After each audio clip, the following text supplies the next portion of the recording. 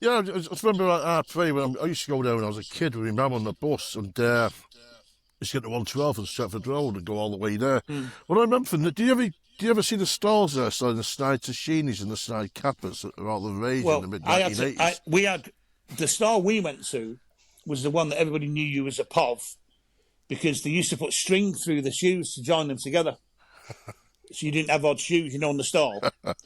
Yeah. And the ones that were a proper rip off that made you cry your eyes out if your mum bought you a pair.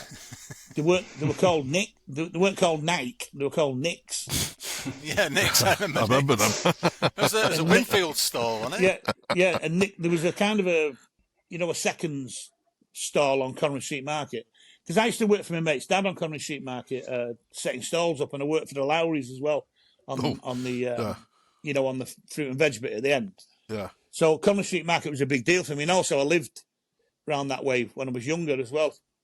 But yeah, that was the worst thing because a friend of mine from school, his dad sprayed his Dunlop Green Flash brown to make them look like shoes.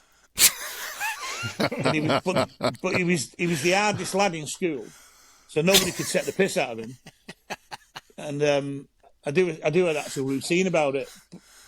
But like, imagine your dad spraying your white Dunlop Green Flash. I used to joke about it and say, my dad used to make me wear what they called what's got the army surplus place. Army Navy. On Oldham Street. Oh. High tech. He used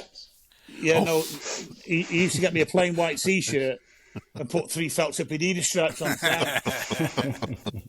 That was the gag that I used to follow that story about my mate. And my mate burnt his shoes. My mate burnt his shoes. He come round to our house and we used to have one of them Calagas fires.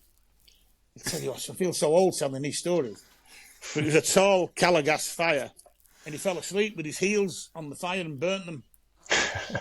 And his dad thought he'd done it on purpose to get rid of him.